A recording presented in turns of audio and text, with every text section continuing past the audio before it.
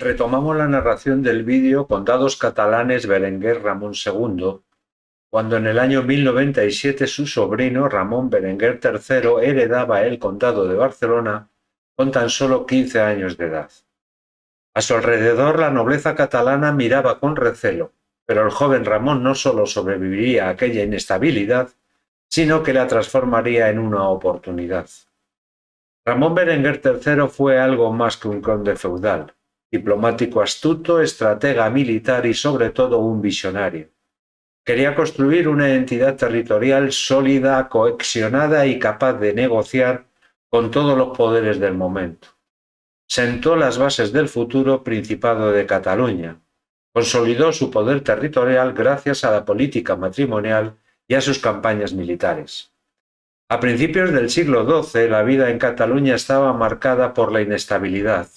Nobles, caballeros y linajes menores estaban enfrascados en continuas guerras privadas que las sufrían los campesinos debido a los abusos de estos. Las iglesias estaban saqueadas y el comercio era inexistente. En este contexto, el movimiento de la paz y tregua de Dios adquirió una gran importancia. Este movimiento estaba impulsado por la Iglesia desde finales del siglo XI. Era una especie de código de conducta que limitaba cuándo y contra quién se podía usar la fuerza. Sus objetivos eran frenar la violencia feudal, proteger a los más débiles y establecer periodos de paz. Ramón Berenguer III utilizó este movimiento como un instrumento político para fortalecer su autoridad. Así se convirtió en un aliado fundamental de la Iglesia. De esta manera se legitimaba como príncipe cristiano. Esta alianza fue decisiva para pacificar el territorio y reforzar la cohesión del condado de Barcelona. Gracias a ella pudo garantizar una mayor estabilidad interna, favorecer el desarrollo económico y consolidar su prestigio como un líder justo y protector de los débiles. Desde que comenzó su gobierno tuvo claro que el futuro del condado no solo estaba en la península, sino también al otro lado de los Pirineos, en los territorios occitanos y provenzales, con los que compartía raíces comunes, lengua, cultura y aspiraciones políticas. Pero esta empresa no contaba con la simpatía ni de los reyes de Francia, ni de los condes de Tolosa, ni de los reyes de Aragón, estos dos últimos relacionados con vínculos familiares. El arma de expansión que utilizó Ramón Berenguer III fue su política matrimonial. En 1107 casó a su hija Jimena con Bernardo III de Besalú. En las capitulaciones matrimoniales se estipulaba que si el conde moría sin descendencia, Ramón Berenguer heredaría los dominios. Esto ocurriría 4 años después. En 1112, Ramón Berenguer III casó con Dulce de Provenza y recibió de ella los derechos del condado que puso bajo su control. Y en 1117 su hija volvió a casarse una vez que quedó viuda con Roger III de Foix, que era el heredero del condado. También obtuvo territorios por herencia. En 1117, a la muerte sin descendencia de su primo el conde Bernardo Guillermo de Cerdaña, heredó su condado por cuestiones familiares. Pero hubo un contencioso, ya que un nieto del hermano del conde reclamó sus derechos. Dicho contencioso se resolvería en el año 1134. Y por último restauró el vasallaje de los condados de Carcassona y Raset. Como vimos en vídeos anteriores, en el año 1084 Bernat Ató ocupó dichos condados alegando derechos hereditarios, aprovechando la inestabilidad del condado de Barcelona, ya que 2 años antes había sido asesinado Ramón Berenguer II. La población de Carcassona, fiel al conde de Barcelona, aceptó la ocupación de Bernat Ató siempre y cuando devolviera la posesión del condado a Ramón Berenguer III cuando éste fuera mayor de edad. Pero Ató incumplió su compromiso, ya que contaba en esos momentos con los apoyos del conde de Tolosa y de Alfonso I de Aragón. En 1112 llegaron a un acuerdo gracias a la mediación del arzobispo de Narbona, donde Ató aceptó que Carcassona fuera un feudo del condado de Barcelona. En cuanto al condado de Raset, Ató se lo cedió a Alfonso I de Aragón, y en el acuerdo se convenía que si Alfonso moría sin descendencia, pasaría el condado de Raset a ser feudo del condado de Barcelona, como ocurriría en el año 1134. A comienzos del siglo XII era muy peligroso navegar por el Mediterráneo debido a los ataques de los piratas musulmanes que utilizaban las Islas Baleares como lugar de refugio. En el 1114, Ramón Berenguer III organizó una expedición conjunta con la República de Pisa para acabar con estos actos de piratería.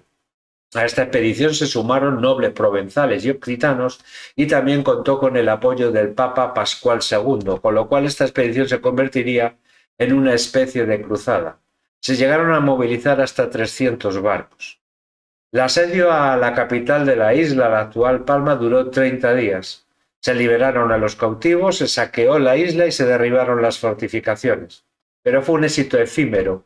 Aunque se reconocieron los derechos de posesión y privilegios tanto a catalanes como a pisanos, la isla no fue repoblada y meses después los musulmanes se hicieron con ella. Tarragona era frontera con Al-Ándalus y se encontraba totalmente despoblada. El conde se propuso restablecer la sede metropolitana para liberarse de la dependencia del arzobispo de Narbona. Así, en 1116 viajó a Roma, donde juró fidelidad al Papa Pascual II, consiguiendo su protección a cambio del pago anual de un censo. Puso al frente de la sede de Tarragona al obispo Olegario, exobispo de Barcelona, y este delegó en el normando Robert Bordet, que estableció una especie de principado militar ante posibles ataques de los almorávides.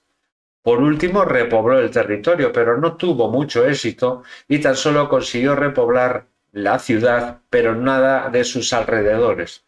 Por otra parte, los obispados vecinos no estaban por la labor de someterse a la autoridad de la sede de Tarragona. Alfonso I de Aragón fue un gran obstáculo para Ramón Berenguer III en su avance por el Bajo Ebro, y rivalizó con este por la toma de la taifa de Lérida.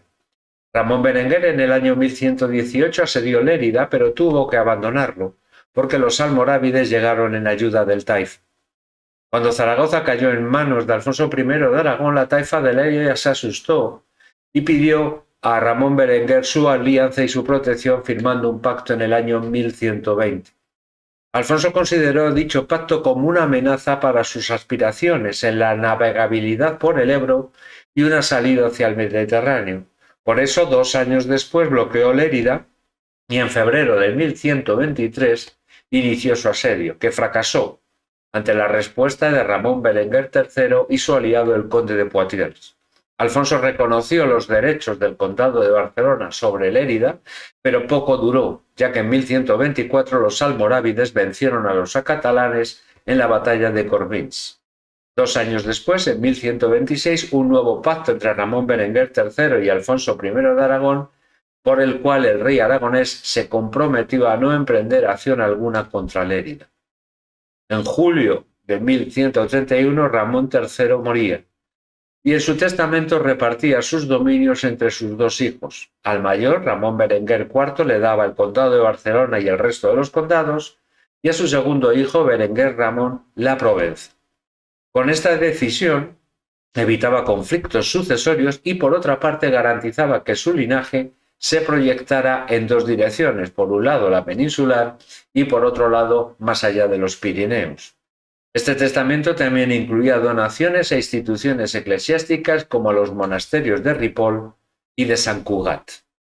La política de Ramón Berenguer III fue, en definitiva, la de un gobernante que no se conformó con defender lo heredado, sino que buscó activamente ensanchar los horizontes de su casa y de su país.